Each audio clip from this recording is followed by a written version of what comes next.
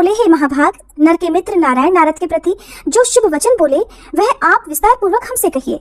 तब ऋषिगणों के पूछने पर श्री सूत जी महाराज बोले, हे ऋषियों, नारायण ने नारद के प्रति जो सुंदर वचन कहे वह जैसे भी मैंने सुने हैं वैसे ही विस्तार पूर्वक कहता हूँ, आप सभी सावधान होकर सुनिए।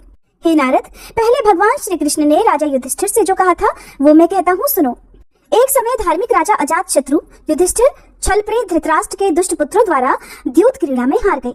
सबके देखते ही देखते अग्नि से उत्पन्न हुई धर्मपरायणा द्रौपदी के बालों को पकड़कर दुष्ट दुशासन ने खींचा। बाल पकड़कर खींचने के बाद वह द्रौपदी के वस्त्र उतारने लगा, तब भगवान श्री कृष्ण ने द्रौपदी की रक्षा की। उसके बाद पांडव राज्य को त्याग कर काम्यक वन को चले गए। वहां अत्यंत क्लेश से भरे वे वन के फलों को खाकर अपना जीवन बिताने लगे। जैसे जंगली हाथियों के शरीर में बाल रहते हैं, उसी प्रकार पांडवों के शरीर में भी बाल हो गए थे। इस प्रकार दुखी पांडवों को देखने के लिए भगवान देवकीसुत मुनियों के साथ काम्यक वन में गए। उन भगवान को देखकर मृत शरीर में पुनः प्राण आ जाने की तरह युधिष्ठिर, भीमसेन, अर्जुन आदि प्रेम विवल होकर सहसा उठ खड़े हुए और बड़े मन से, बड़ी प्रसन्नता से श्री कृष्ण के गले मिले और भगवान श्री कृष्ण के चरण कमलों में भक्ति पूर्वक नमस्कार करने लगे। द्रौपदी ने भी धीरे धीरे वहां आकर आलस्य रहित होकर भगवान को शीघ्र ही नमस्कार किया। उन दुखी पांडवों को मृग की खाल के वस्त्रों को पहने देख और पूरे शरीर में धूल लगी हुई, रूखा शरीर, चारों तरफ बाल बिखरे हुए, द्रौपदी को भी उसी प्रकार दुर्बल शरीर वाली और दुखों से घिरी हुई उन्होंने देखा। इस तरह दुखी पांडवों को देखकर भगवान कृष्ण बड़े दुखी हुए। भक्तवत्सल भगवान धृतराष्ट्र के पुत्रों को जला देने की इच्छा से उन पर क्रोधित हो गए। विश्व के आत्मा, बाहों को चढ़ाकर गुरेर कर देखने वाले, करोड़ों काल के कराल मुख की तरह मुख वाले, धधकती हुई प्रलय की अग्नि के समान उठे हुए, ओठों को दांत के नीचे जोर से दबाकर तीनों लोगों को जला देने के लिए ऐसे उद्धत हुए जैसे श्री सीता जी के वियोग से संतप्त भगवान रामचंद्र को रावण पर क्रोध आया था।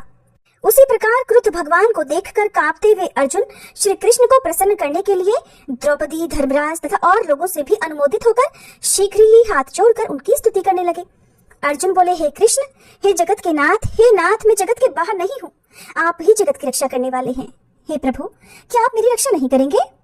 जिनके नेत्र के देखने से ही ब्रह्मा जी का पतन हो जाता है, उनके क्रोध करने से क्या नहीं हो सकता है, ये कौन जानता है कि क्या होगा।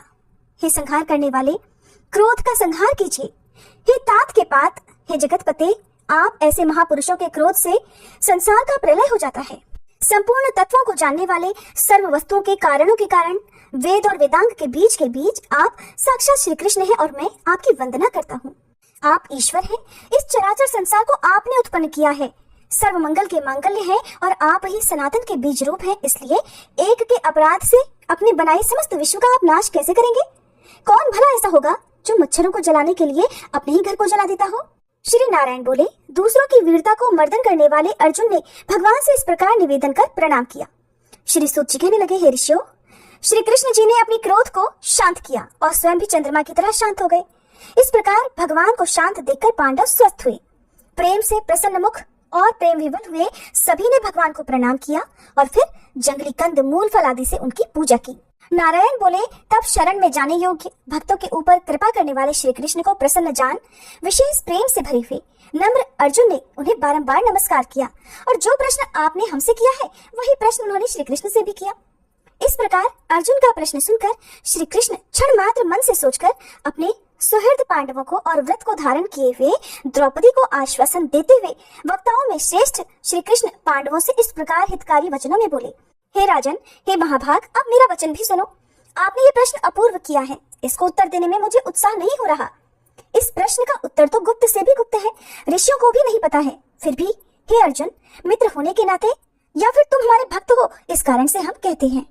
हे सुव्रत, वह जो उत्तर है वह अति उग्र है, इसलिए क्रम से सुनो। चैत्र आदि जो 12 मास, निमेष, महीने के दोनों पक्ष, घड़ियां, प्रहर, त्रिपहर, 6 ऋतुएं, मुहूर्त, दक्षिणायन और उत्तरायण, वर्ष, चारों युग, इसी प्रकार परार्ध तक जो काल है वह सब, और नदी, समुद्र, तालाब, कुएं, बावली, गढ़ैया, सोते, लता, औषधियों, वृक्ष, बांस आदि पेड़, वन की समस्त औषधियां, नगर, गांव, पर्वत, पुरियां, ये सब मूर्ति वाले हैं और अपने अपने गुणों से पूजे जाते हैं। इनमें ऐसा कोई अपूर्व व्यक्ति नहीं है जो अपने अधिष्ठात्र देवता के बिना रहता हो। अपने अपने अधिकार में पूजे जाने वाले ये सभी फल को देने वाले हैं।